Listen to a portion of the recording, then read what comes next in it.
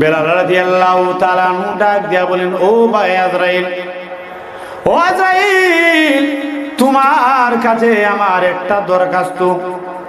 আজরাইল ডাক দিয়া বলেন, বেলাল রে, কি এমন দরখাস্ত?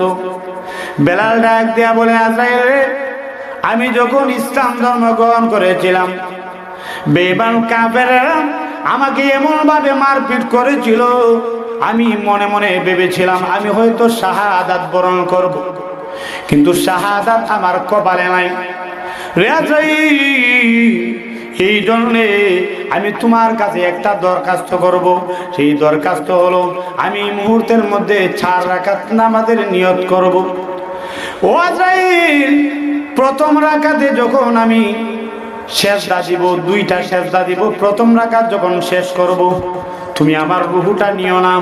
2 নম্বর রাকাতেও না, 3 নম্বর রাকাতেও না, আবার যখন 4 নম্বর রাকাত আমি পড়ব, রে আজরাইল, 4 নম্বর রাকাতের প্রথম সেজদা যখন দেব, এই মুহূর্তের মধ্যে তুমি আমার প্রাণ নিও না।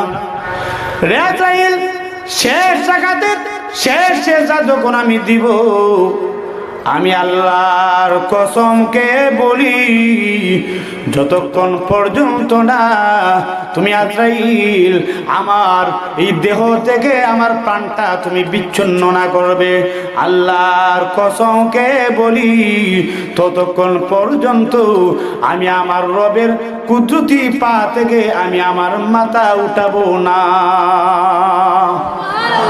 আরো দূরে বলেন না সুবহানাল্লাহ। বেলাল রাদিয়াল্লাহু তাআলা মনে মনে ভাবলেন, শাহাদাত যেহেতু আমার কপালে নাই, শাহাদাত বরণ যেহেতু করতে পারলামই না, এই জন্য আমি নামাজের মধ্যে দাঁড়াবো, আর শেষ পর্যায়ে যখন আমি সেজদা দিব, এই সেজদা অবস্থায় যেন আমি এই দুনিয়া থেকে বিদায় নিতে পারি। বলেন না সুবহানাল্লাহ। বাইরে আমার তাকায় দেখুন, বিশ্ব নবী রাহমাতুল লিল আলামিনের সাহাবীরা বিশ্ব নবীকে শত্রু ভেবেছিল, এই জন্যে তারা বিশ্ব নবীর সঙ্গে তারা থেকে যে কথা বলেন ঠিক কিনা? আল্লাহ নবী, বিশ্ব নবী রাহমাতুল লিল আলামিনের সাহাবীরা বিশ্ব নবীর সঙ্গে থেকে যে বিশ্ব নবী রাহমাতুল লিল আলামিনের সঙ্গী হওয়ার কারণে সমস্ত সাহাবীরা, আল্লাহর নবী বলেছেন সমস্ত সাহাবায়ে কেরাম জান্নাতি।